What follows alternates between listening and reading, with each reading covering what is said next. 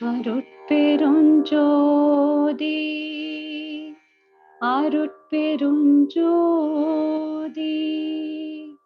தனி பெருங்கருணை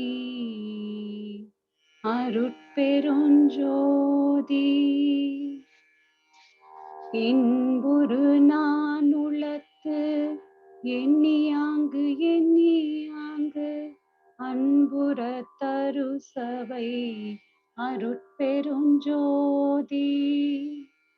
எம்மையும் என்னை விட்டு இறையும் பிரியாது அம்மை அப்பனும் அருட்பெருஞ்சோதி பிரிவுற்று அறியா பெரும்பொருளாய் என் அறிவுக்கு அறிவாம் அருட்பெருஞ்சோதி சாதியும் மதமும் சமயமும் காணா ஆதி அநாதியாம் அருட்பெருஞ்சோதி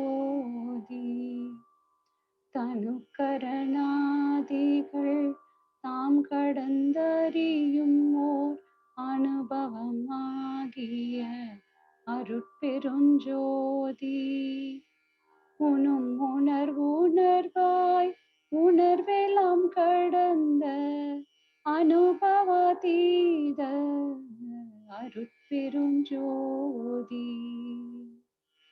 பொது உணர்வுணரும் போதலால் பிரித்தே அது எனில் தோன்றா அருட்பெருஞ்சோதி உளவினில் அறிந்தால் ஒழிய மற்றளக்கின் அளவினில் அளவா அருட்பெருஞ்சோதி என்னையும் பணி கொண்டு இரவாவரமளித்து அன்னையில் உவந்த அருட்பெருஞ்சோதி அருட்பெருஞ்சோதி அருட்பெருஞ்சோதி தனி பெருங்கருணை அருட்பெருஞ்சோதி தனி பெருங்கருணை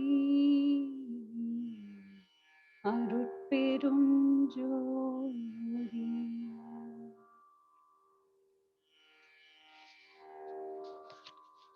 வாழ்க வையகம், வாழ்க வையகம், வாழ்க வளமுடன்.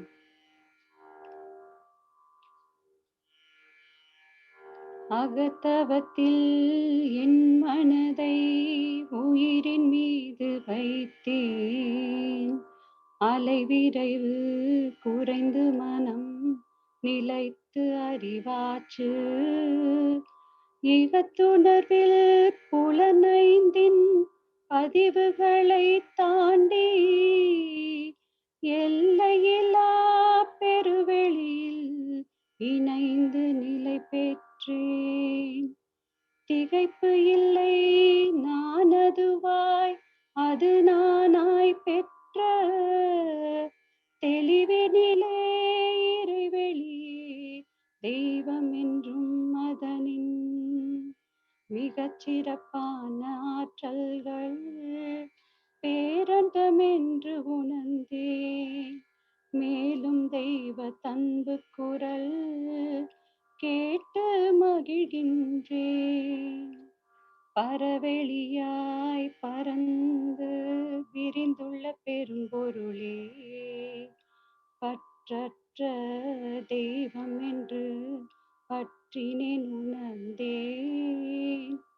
சிரமமர்ந்து மணாலையை சீரமைத்த பெற்றால் சிறப்புடைய பேரண்ட சீரியக்கம் கண்டேன். நரனென்ற சிற்றெல்லை நான் கடந்த போது நான் நீயாய் கூர்தலரும் நல்லியல்பு அறிந்தேன். கரம் குவித்தேன் நீயே நான் இரண்டும் ஒன்றே என்று களங்கமின்றி நீ நானாய் விளங்கும் பேரறிவில் இறைவாவும் இருப்பு நிலை இறைவெளியாய் கண்டேன். இயற்கலை விண்ணெனவும் அதன் விரிவு அலையே மறைப்பொருளை ஊறு ஒளி மனமொழியாய் சுவையாய் மலர்த்தே மனமுணரச்சே மாயகாந்தமுணர்ந்தே குறைமனத்தோர் நிறைவு பெற்று குற்ற வழி செல்லா கூர்ந்தமே உணர்வு பெற குண்டலினி தொண்டின் நிறைவுணர்ந்தேன் குழப்பமின்றி நேர்வழி வாழ்கின்றேன். நீதியோடு வினை விளைவு தெரிந்து கொன்ற பேற்றால் இருப்பு நிலை இறைவெளியாம் ஈர்ப்பு ஆற்றலாகும். இயக்கமதன் பகுதி எதிர்த்து தள்ளும் ஆற்றல் கருப்பொருளாம் இவ்விரண்டும் காந்தம் என்பதாச்சு காணுகின்றோம் பேரியக்க களத்தில் உயிர் வகையில் திருப்பொருளாய் இயங்கும் மனம் தேர்ந்து இறை உணர தெய்வம் மீட்பறிவாயும் அதன் விரிவே அலையாய் விருப்பு வெறுப்பின்பம் துன்பம் உணரும் மனம் தேர்வான். விருப்பு வெறுப்பின்பம் துன்பம் உணரும் மனம் தேர்வோம். வேண்டல் வளம் கண்டு வினை விளைவறிந்து வாழ்வோம். வினைவறிந்து வாழ்வோம். விளைவறிந்து வாழ்வோம். வாழ்க வளமுடன்.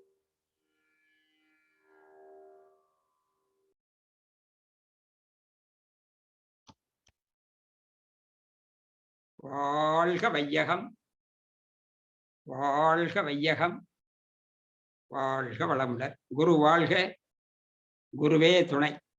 சிகாகோ மனவளக்கலை என்ற அறக்கட்டளை சான்றோர் பெருமக்கள் அனைவருக்கும் என்னுடைய பணிவான வணக்கத்தையும் வாழ்த்துக்களையும் தெரிவித்துக் கொள்கிறேன்.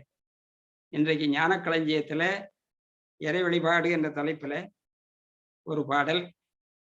இறை நிலையே அறிவாக இருக்கும் போது இவ்வறிவை சிலை வடிவில் எல்லை கட்டி குறைபோக்க பொருள் புகழ் செல்வாக்கு வேண்டி கும்பிட்டு பலன் கண்ட வரையில் போதும் நிறைநிலைக்கு அறிவு விரிந்து உண்மை காண, அறிவு விரிந்து உண்மை காண நேர்வழியா மகத்தவத்தை குருவால் பெற்று முறையாக பயின்று உம்மில் இறையை தேர முனைந்திடுவேர் காலம் வீணாக்க வேண்டாம் என்பது ஞானக்களஞ்சிய பாடல். இங்கே மகான் என்ன சொல்லுகிறார்? பக்தி மார்க்கம் ஞான மார்க்கம் ரெண்டையும் பிரிச்சு சொல்றார். முதல்ல இறைநிலை அறிவாக இருக்கிறது என்று சொல்கிறார். இறைநிலை அறிவாக இருக்கிறது என்பதை எவ்வாறு அவர் முடிவு செய்தார்? அதை என்ன சொல்லணும்னா, ஃபால்ட்லெஸ் ப்ரிசம்ப்ஷன் என்ற ஆங்கிலத்துல வார்த்தை, குற்றமற்ற அனுமானம். இப்ப நாமெல்லாம் ஏதாவது இப்படி இருக்கும் அப்படி இருக்கும்னு அனுமானம் பண்ணோம்னு வச்சுக்கோங்க, அது பிழையாக போய்விடும். ஆனா மகான்கள் சில அனுமானங்கள் பண்ணுவார்கள் உள்ளுணர்வுனால, அது சரியாக இருக்கும். அது அறிவாக இருக்கிறது என்று சொல்லும் பொழுது, அறிவு என்பது அறிவு ஆற்றல் என்றுதான் சொல்ல வேண்டும். ஆற்றலும் அறிவும் inseparable inherent qualities of the primordial ஸ்டேட்னு சொல்லுவார்.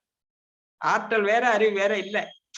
இப்ப நம்ம உடம்புல ஆற்றல் இயக்கமாக இருக்கிறது. பிறப்பிறப்பு இடை உணர்தல் இயக்கம் வர்சாவி.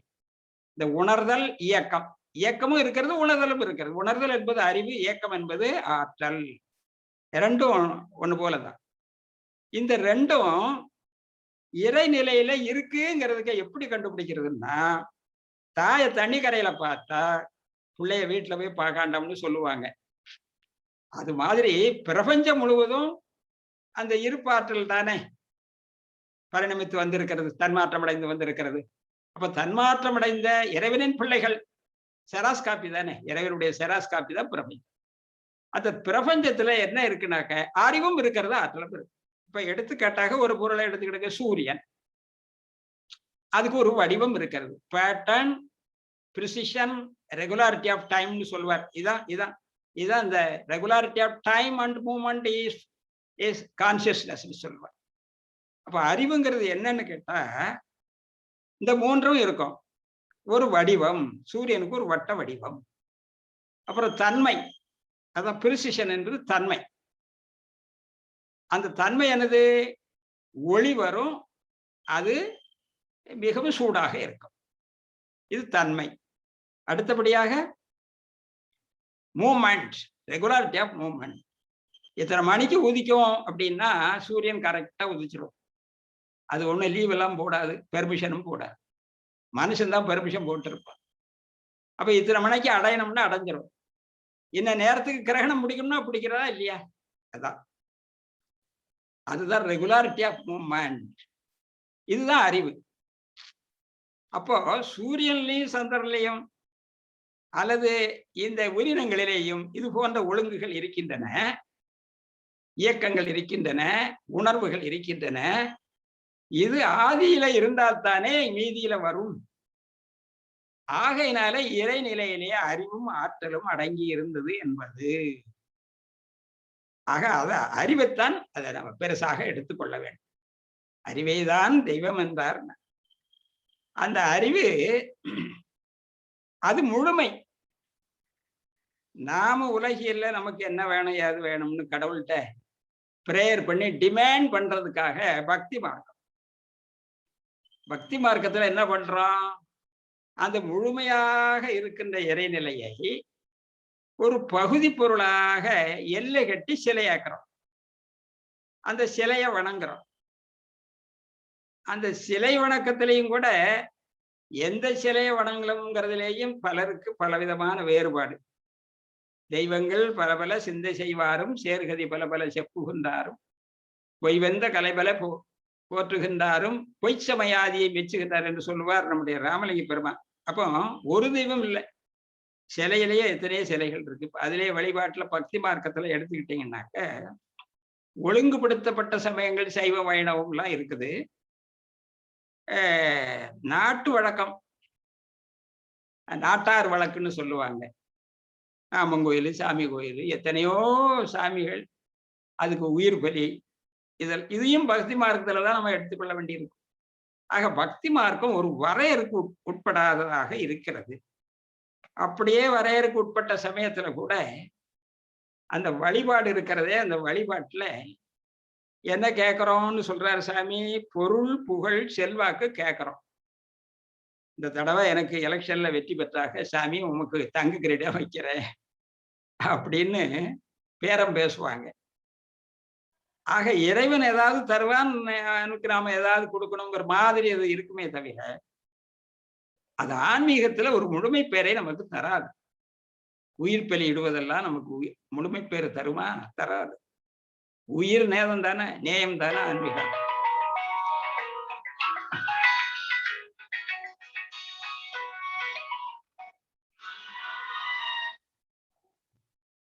ஆக இந்த பக்தி மார்க்கம் பல்வேறுபட்ட நிலையில இருக்கு. இருந்தாலும் அதனுடைய நோக்கம் எல்லாம் ஏதாவது கேட்கணும், அது நமக்கு இறைவன் தரணுங்கிற மாதிரி இருக்கு. அதுவும் கிடைக்கும். சாமி என்ன சொல்றாரு, அதுல கொஞ்சம் கிடைக்கும். ஆனா அது உலகியல் தான், அது முழுமை பேருக்கு ஆகாது.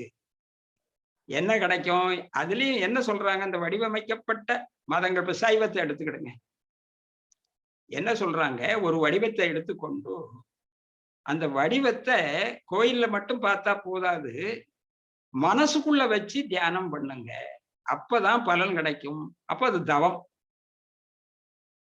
அந்த அபிராமி பட்டர் ஒண்ணு சொல்லுவார். அந்த சக்தி வடிவத்துல அந்த இறை வழிபாடை பற்றி அவர் ஒண்ணு சொல்லுவார். என்ன சொல்லுவார் தெரியுமா? சக்தி வழிபாடுன்னா உங்களுக்கு தெரியும். பல பேர் இருக்கு. மீனாட்சி ஆனாலும் சரி, அது உமாதேவியார் ஆனாலும் சரி, எப்படி பெயர் வைத்துக் கொண்டாலும் லட்சுமி, சரஸ்வதி எப்படி வேணா எடுத்துக்கொள்ளலாம். சக்தி வழிபாட்டை அந்த அபிராமி பட்டர் வணங்குவார். அதை மனசுல வச்சு தவம் போல செய்ய வேண்டும். அப்பதான் உங்களுக்கு எல்லாம் கிடைக்கும்னு ஒரு பாட்டு போட்டிருக்க. அந்த பாடல்லாம் படிச்சா நேராகும். இருந்தாலும் சுருக்கமா சொல்றேனே. அந்த சிலைக்கு அலங்காரம் பண்ணி இருக்குது. அந்த அலங்காரத்தையும் அதனுடைய வடிவத்தையும் அவர் சிலைன்னு பார்க்காம ஒரு அழகிய பெண் போல அந்த சக்தியை உருவகப்படுத்தி பாடுகிறார். ஏன் அழகாக காட்டுறாங்கன்னா, சக்தி என்பது அறிவு, அறிவு என்பது அழகு. அதனாலதான் அம்பாளுக்கெல்லாம் அழகுங்கிற அளவுல தான் எல்லா பேரும் வச்சிருப்பாங்க. இப்ப அபிராமின்னு வச்சிருக்கிறோம். அபிராமின்னா என்ன அர்த்தம்? வடிவு கரசின்னு அர்த்தம். குழல்வாய் மொழி அப்படி நிறைய பேர்களை பார்த்தீங்கன்னா அழகழகா இருக்கும். அந்த அழகு போல ஒரு உருவத்தை அவர் தியானிக்கிறார். எப்படி தியானிக்கிறார் பாருங்க. சின்னம் சிறிய மருங்கில் சாத்திய செய்யப்பட்டும், இடை சுருக்கமா இருக்கா, பட்டு சாத்திருக்குதான், செவப்பு பட்டு. சின்னம் சிறிய மருங்கில், இடை சிறுசா இருக்கா. அப்புறம் பெண்ணம் பெரிய முகை முத்தாரமும் பிச்சு மொய்த்த கண்ணங் கருங்குழல் கண் மூன்றும் கருத்தில் வைத்தே, கண்ணங்கரிய குழலும் கண் மூன்றும் கருத்தில் வைத்தே, தன்னந்தனி இருப்பார்க்கு அது போலும் தவம் இல்லையே. தவம் இருந்தா தான் கிடைக்கும். அதுக்கு தனியா இருந்து அந்த அந்த அந்த பெண் அந்த சக்தியின் வடிவத்தை மனதிலே பதிக்க வேண்டும். அவர் பதிக்கிறார். அப்படி கண்மூன்றும் மனதில் கருத்தில் வைக்க, பார்த்தீங்களா, கருத்துல வைக்கணும். கடவுளை வணங்கும் போது கருத்தினை உற்றுப்பார்னி மகான்னு சொல்லியிருக்கிறார். ஆக இப்படி வழிபட்டா ஏதோ கேட்டது கிடைக்கும். என்ன கிடைக்கும்னு சொல்லியிருக்குது. தனம் தரும் கல்வி தரும் ஒரு நாளும் தளர்வரியா மனம் தரும் தெய்வ வடிவம் தரும் நெஞ்சில் வஞ்சமில்லா இனம் தரும் நல்லனையலாம் தரும் அன்பர் என்பவர்க்கே கனம் தரும் பூங்குழலாளவிராமி கிடைக்க. அந்த தமிழ்ல பாடினாலே இறைவன் மனசு இறங்கிடும். கனம் தரும் எப்படி, மனம் தரும், அப்புறம் இனம் தரும், கனம் தரும். இந்த பாடல்கள்ல தமிழ் அது ஒரு மந்திரமாக நின்றது அவங்களுக்கு பயனளிக்கும். இதெல்லாம் கிடைக்கும்னு சொல்றார். அப்படி சொன்ன அபிராமி பட்டரை இன்னொரு இடத்துல சொல்கிறார், அது சிலை வடிவத்துல நான் வழிபட்டேன். ஆனால் அந்த இறைநிலை சக்தியாகிய அந்த உருவகத்துல அந்த பெண்ணாகிய சக்தி எப்படி இருந்தாள் என்றால் வெட்ட வெளியாகத்தான் இருந்தாள் என்று கடையீஸ்வரம் முடிக்கிறார். அந்த வெட்ட வெளிதான் பஞ்சபூதங்களாக வந்தது. அதுவே என்னுடைய பிராக்ஷனல் கான்சியஸ்னஸ், என்னுடைய சிற்றறிவுக்குள்ள உள்ளடங்கிய ஆனந்தத்தை தந்தது என்று மகானுடைய செய்தியை கடைசியில வச்சு பாடலாம். அந்த பாடலையும் பாடுறேன். கிளியே கிளைஞர் மனத்தில் கிடந்து கிளந்தொளிரும் ஒளியே, ஒளிரும் ஒளிக்கிடமே என்று எண்ணில் ஒன்றுமில்லா வெளியே, வெளி முதல் பூதங்கிளைந்தாய் விளைந்த விரிந்த அம்மே, அழியேன் அறிவள விற்களவானது அதிசயமே. என்னுடைய அறிவு சிற்றறிவு, நீயோ முற்றறிவு. அந்த முற்றறிவு சிற்றறிவுக்குள்ள அடங்கி எனக்கு ஆனந்தம் தந்தது. நீ பரவழியாய்த்தான், எண்ணில் ஒன்றும் இல்லா வெளியாகத்தான் இருக்கிறாய் என்று இறுதியில இப்படி பல்வேறு அந்த பக்தி மார்க்கத்திலேயே ஞான மார்க்கத்தையும் தவத்தையும் புகுத்தி பாடுறார். மகான் என்ன சொல்கிறார், இப்படி ஒவ்வொரு சமயங்களையும் ஒவ்வொரு வடிவத்தை வச்சுட்டு நீங்க ஊரை சுற்றி வர்றதுக்கு நேரடியாக பைபாஸ் ரோடு, அதான் நிறைநிலைக்கு அறிவு விரிந்து உண்மை காண நேர் வழி. அதே சொல்றாரு பார்த்தீங்களா, பைபாஸ் ரோடு. பக்தி மார்க்கம் சுத்தி வரணும், அது ஒரு வழி இல்ல பல வழி. அதனாலதான் ராமலிங்கர் சொன்னார், தெய்வங்கள் பல பல சிந்தை செய்வாரும் சேர்கதி பல பல செப்புகின்றாரும் பொய் வந்த கலைன்னு நேரத்த சாஸ்திரங்கள் சித்தாந்தங்கள் அவங்கவுங்களுக்கு சில சாஸ்திரங்களை வச்சுக்கிட்டு அதுதான் உண்மையும் பாங்க. பொய் சமயாதியும் பார். ராமலிங்க பெருமான் சமயம் தாண்டணும்னு சொல்றார். மெய்வந்த திருவருள் விளக்கம் வேண்டும்னு சொல்றார். இந்த மெய்வந்த திருவருள் விளக்கம் வேண்டும் என்றால் என்ன செய்யணும்? அதுல அவரும் சொல்றார், ராமலிங்கர் மேல் விளை வருகிறார் வீண் கழிக்கின்றார்னு சொல்றார் பாருங்க. அதேதான் சாமி என்ன சொல்றார், முறையாக பயின்றுனில் இறையை தேர முயன்றிடுவீர் காலம் வீணாக்க வேண்டாம். அதே ராமலிங்கர் மேல் விளை வருகிறார் வீண் கழிக்கின்றார்னு அவரும் பாடியிருக்கார். ஆக வீணாக பொழுதை கழிக்காமல், பல தெய்வ வழிபாடு பண்ணாமல், பல தத்துவங்களையும் அதையும் பேசி முட்டி மோதி நிற்காமல், குரு வழியாக கையறவில்லாத நடு கண் புருவ போட்டுன்னு சொல்லுவார் ராமலிங்கம். புருவ பூட்ட திறங்க, அதுதான் சிற்சபை. அங்கதான் எல்லாம் கோயிலும் தெரியும். கரை கடந்தேன் கடல் கடந்தேன் கரையடைந்தேன் கண்டு கொண்டேன் கோயில் கதவு திறந்தடப்பற்றேன் காட்சி எல்லாம் கண்டேன்னு பாடுவார். அகக்காட்சி கிடைக்கும். கதவுங்கிறது என்னது? நெற்றி போட்டு.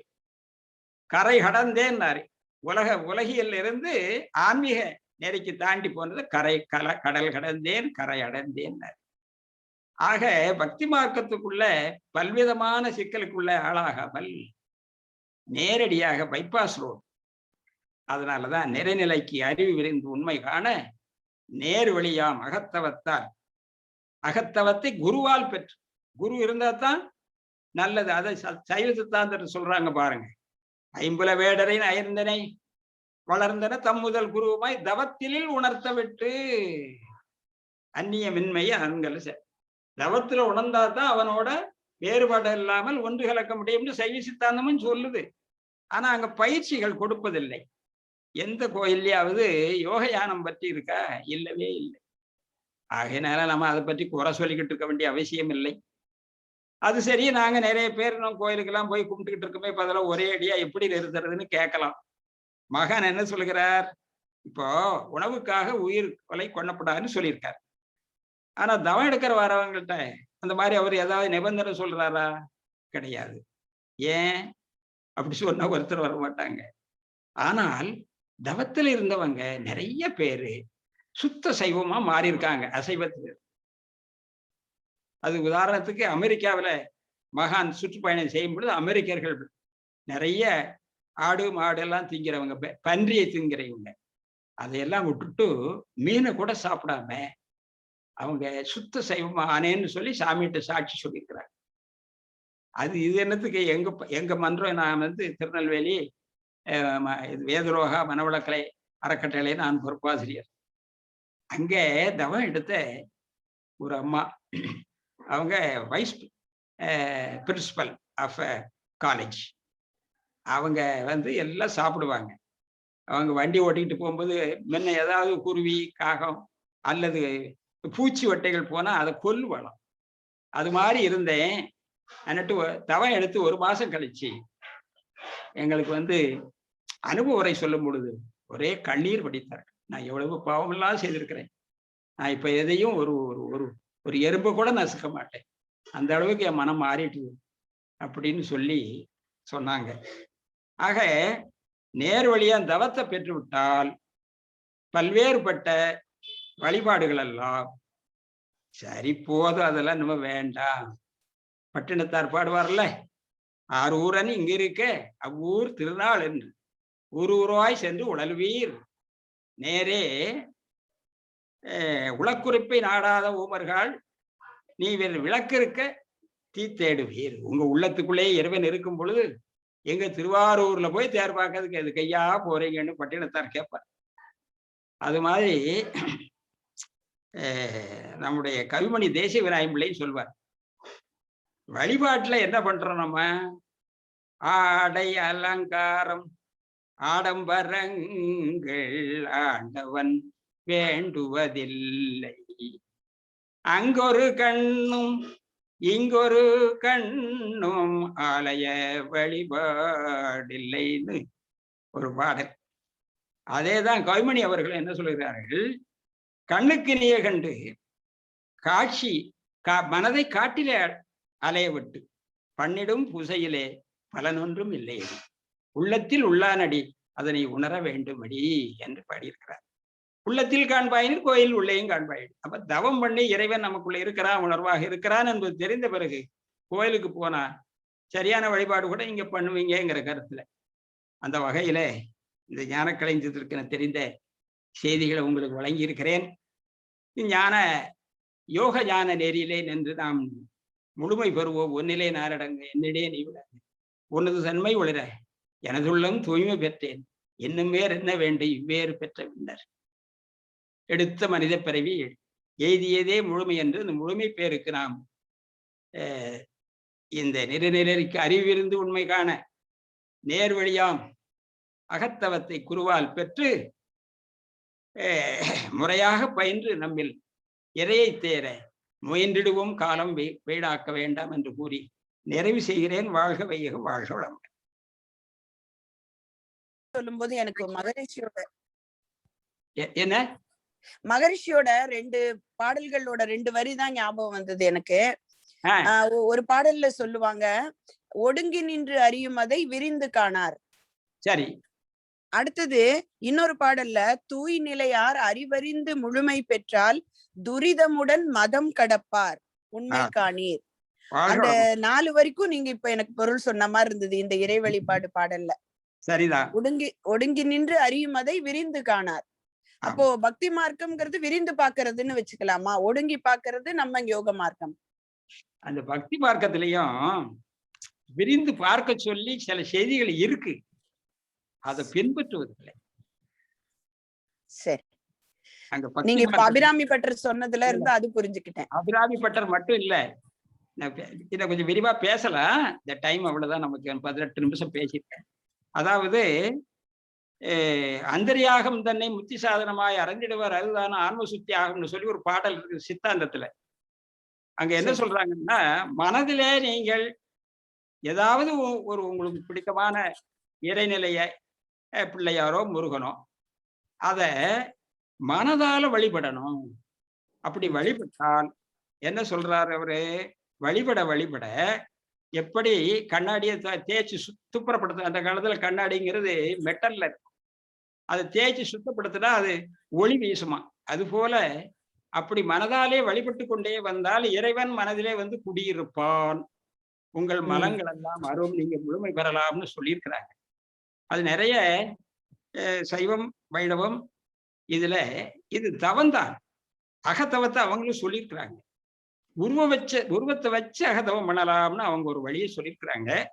அப்படி சொல்லும்போது எல்லாருக்கும் அந்த உருவ வழிபாடு நமக்கு ஏற்றுக்கொள்ளாது அல்லவா? அதாவது குறுகிய வழிபாடானாலும் அது முழுமை பேருக்கும் ஒரு வழி சொல்லியிருக்கிறாங்க. கண்டிப்பா. சிறப்பு சிறப்பு. ரொம்ப ரொம்ப நிறைவா இருந்ததுங்கப்பா அந்த பாடலுக்கான விளக்கம். மிக்க நன்றி. வாழ்க வளமுடன். ஐயா அவர்கள் அனைவரும் துரிய நிலையில் நின்று வாழ்த்தி மகிழ்வோம். இன்று அருமையாக இறை வழிபாடு என்ற ஞானக்களஞ்சிய பாடலுக்கு எளிமையாக பல பாடல்களையும் கோர்த்து கொடுத்து நமக்கு அருமையாக விளக்கம் கூறிய ஐயா புலவர் ராஜாராம் ஐயா அவர்கள் வாழ்க வளமுடன்.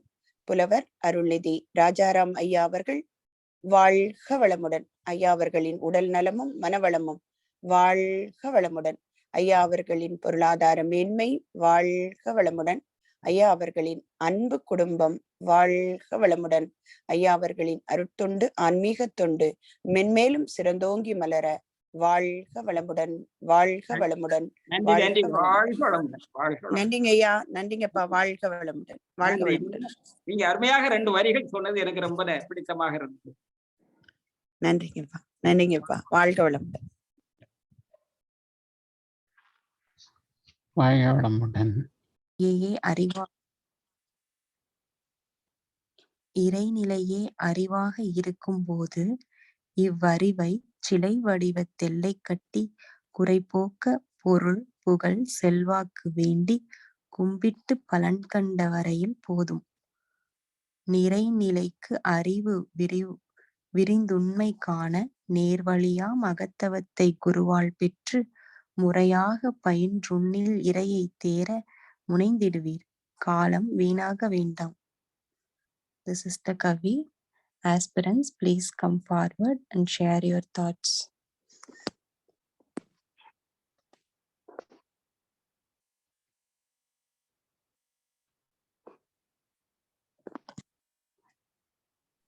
Amma, be blessed by the divine Amma.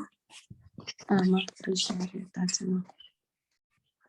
As per my understanding, Amma, in childhood, to get faith in our life and to follow several moral principles, our parents and our grandparents would have guided us to worship one person and to make us believe that some power is there and to monitor us. So when we are child when we are in the childhood, we listen to our elders and and we follow that in order to have moral principle in our life and to help others and to lead life in a spiritual way. Once we have grown up and once we have the knowledge and once we realize that the spiritual power is within us, then by ourselves we know that okay, this is the moral principle of life where you will not hurt others mentally or physically, and you're going to help others to the extent possible, which our Magarshi has given us as twofold moral principle. Once we start following that, then which is equivalent to praying the sculpture in the temple. So it's you don't have to, if you're following that in life, you don't have to follow the sculpture principle. This is my understanding, Amma. Be blessed by the divine. Thank you, Amma, for the opportunity. Be blessed by the divine. Thank you, Amma. Nice sharing, Amma. When we are in our childhood, we listen our elders. But once we grow up, we do what we know what we do. Our Maharishis taught you shared. That is really nice, Amma. Thank you, Amma. Vidya Balama. Yes, Amma, be blessed by the divine. As are in this Kavi, as Maharishi is saying, what I understood is Maharishi is saying, don't waste your time by doing this Silai Vanakam, like worshipping the idols, because Maharishi is asking us to learn the meditation through gurus. This is the direct way to realize the divinity or the total consciousness. For that, what we have to do, we are doing the meditation where we are expanding our mind to the total consciousness level. Whereas the total consciousness quality is like omnipresent, வற்றாயிருப்பு, பேராற்றல், பேரறிவு, omnipresent, omniscient, and omnipotent. When we are connecting to the total consciousness, we feel that divinity qualities, that is, we feel abundant. There will be satisfaction within us. So as Anitama was mentioning, like helping others, when we get that satisfaction, when we connected to that total consciousness, always our mind will be thinking of helping others. Whereas when we are worshipping the idol, there our mind is in like conditioned, or in the, it is not in the expand level. There we always demand for something like material pleasure or the authority. Like that, we always will be demanding for something. So Maharishi is saying, do not waste your time and look for the divinity inside you by practicing the meditation, by learning through Guru. That is the direct way. Like that Maharishi is saying, Amma. Be blessed by the divine. Thank you for the opportunity, Amma. Thank you, Amma. Clear explanation about this Kavi, Amma. Thank you so much, Amma. I would like to share my view about this Kavi. The consciousness is God. So we should not waste our time for a statue worship. We learn Tavam through our Guru and search inside ourselves and merge with divine. This is what my understanding. Anandi Amma, could you share your thoughts, Amma? Be blessed by the divine. Our ancestors are so intelligent. They found out the divine everywhere, elsewhere, in all the things. But that situation, there is no electricity, there is no possibility to give an example for that energy level, godliness or divinity. So they started thinking and made so many worship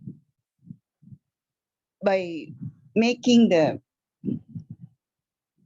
Uruva Vazhipaadu, what to say, that Murugan, Vinayakar, Shiva, Shakti, like that.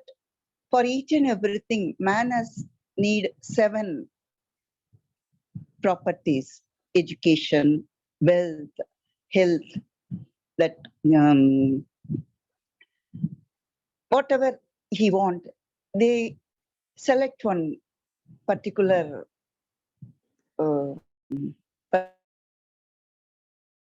particular uruvam. I don't know the proper word. So they made people to worship God with that statue. But in due course of time, Swamiji, gurus like Swamiji came. Even in Vedam and Upanishad, there is no worship of God in the form of that uruvam. All energy form of worship only in that Upanishad and all. Afterwards, only this came, and people are stuck on to that. Even the temple they made, it is just like that. You have to enter all the pragarams, enter. At the center point, they'll keep that divinity in a dark place. They want to give people the proper guideline. They made the energy level of all sort of that energy in the copper plates, and by the again and again chanting mantras, they made the divinity and positive energy there. If people comes there, they will receive the energy. That's why all came. But slowly it become business, and this deity will give this thing, that deity will give that thing, like that. People mind are corrupted. Now only after coming to Swamiji's explanation, you can understand everything is godliness, that divine power only, that consciousness and the force and consciousness is the only thing guiding us and protecting us and making our life in all the way, by our body, by our life force energy, by our mind, as everything. And we can understand also now, without any that uruvam, we can worship our own energy by travel inside, by meditation. This is what Swamiji, each and every poem is started analyzing and giving example to us and making us slowly our path to the uruvam to aruvam. Thank you, Amma. வாழ்க வளமுடன். Thank you, Amma. a wonderful explanation, Amma. Aspirants, please come forward and share your thoughts.